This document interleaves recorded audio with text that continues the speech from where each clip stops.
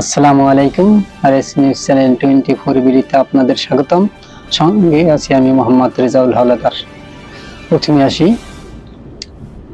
বাংলাদেশের রাজনীতি সংবাদ নিয়ে। দ্রব্যমূল্যের ঊর্ধ্বগতি নিয়ন্ত্রণে ব্যর্থতার দিকে ধাবিত হচ্ছে অন্তর্বর্তী সরকার। রিজভি বিস্তারিত। নিত্য প্রয়োজনীয় জিনিসপত্রের দাম নিয়ন্ত্রণে অন্তর্বর্তী সরকার ক্রমান্বয়ে ব্যর্থতার দিকে ধাবিত হচ্ছে বলে মন্তব্য করেন বিএনপির জ্যেষ্ঠ যুগ্ম মহাসচিব রুহুল কবির রিজভী। তিনি বলেন, নতুন করে শতাধিক পণ্যের ভ্যাট বাড়ানোর সিদ্ধান্তে সাধারণ মানুষের উপর আরো চাপ বাড়বে। 5 টাকার জায়গায় 15 টাকা কর বসানো সরকারের ভুল নীতি। এমন সিদ্ধান্ত ডক্টর মোহাম্মদ ইউনূস সরকারের প্রতি জনগণের আস্থার চির ধরতে পারে। আজ শনিবার রাজধানী নয়াপল্টনে বিএনপির কেন্দ্রীয় কার্যালয়ে এক সংবাদ সম্মেলনে রুহুল কবির রিজভী কথা বলেন। সদ্য প্রণীত কয়েকটি পাঠ্য বইয়ের জাতীয় শিক্ষাক্রম ও পাঠ্যপুস্তক বোর্ডের এনসিটিবি ভুল তথ্য এবং ইতিহাস বিকৃতি সম্পর্কে অবহিত করতে এই সংবাদ সম্মেলন করা হয়। রুহুল কবির রিজভী বলেন, নবম দশম শ্রেণীর পরিণতির নতুন বইয়ের এনসিটির ভুল তথ্য তুলে ধরেছে। ফ্যাসিবাদের পতনের পরও পাঠ্য বইয়ে পতিত আওয়ামী লীগকে হিরো আর বিএনপিকে হে প্রতিপন্ন করে কোমলমতি শিক্ষার্থীদের মধ্যে বিভ্রান্তির সৃষ্টি ষড়যন্ত্র চলছে। তিনি নতুন পাঠ্য বইয়ের যেসব জায়গায় আওয়ামী লীগের বন্দনা করেছে তা দ্রুত সংশোধন করার দাবি জানান। তিনি বলেন, বিএনপির বিরুদ্ধে গভীর ষড়যন্ত্রের অংশ হিসাবেই আওয়ামী লীগ দোসররা ইতিহাস বিকৃতি করছে। তিনি বলেন, বইয়ের 73 নম্বর পৃষ্ঠায় জিয়াউর রহমানকে রাষ্ট্রপ্রধান না বলে সেনাপ্রধান জেনারেল জিয়াউর রহমান উল্লেখ করে ইতিহাস বিকৃতি করেছে। আওয়ামী লীগ সরকার শুধু এখানেই থেমে নেই। শেখ হাসিনা যত ধরনের মিথ্যা বানোয়াট কথাবার্তা লিখেন পাঠ্য বইয়ে, যা বাস্তবের সাথে কোনো মিল নেই। এদিকে 1978 সালের 1 সেপ্টেম্বর বাংলাদেশের জাতীয়বাদী দল গঠিত হয়।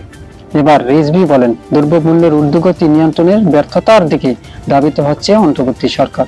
কেননা দেখা যাচ্ছে দিন দিন দৈনিক সকল পণ্যের দাম বৃদ্ধিতে সাধারণ গরিব দুঃখী মানুষের চলতে কষ্ট সাধ্য ব্যাপার। সরকার মানুষের আয়ের তুলনায় পণ্য সামগ্রীর দাম বৃদ্ধি হলে সাধারণ মানুষ কি খাবে, কোথায় যাবে?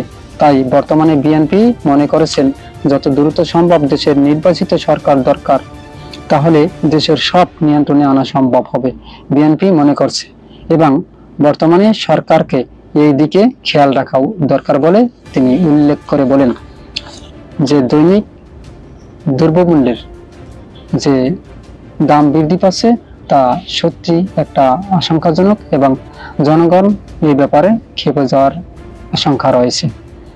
কিন্তু আমি মনে করি বাংলাদেশের যত সরকার এসেছে স্বাধীনতার পর থেকে ডক্টর মোহাম্মদ ইউনূস আমার মতে একজন দক্ষ রাষ্ট্রপ্রধান, এবং তিনি যে বর্তমান রাষ্ট্র পরিচালনা করছেন তা সত্যি এক রেকর্ড হয়ে থাকবে বাংলাদেশের ইতিহাসে। কেননা তিনি যে বর্তমানে বিশ্বের সাথে তাল মিলিয়ে বাংলাদেশের অর্থনীতি, বাংলাদেশের সকল পরিস্থিতি নিয়ন্ত্রণ করছেন, তা সত্যি বিরল ঘটনা।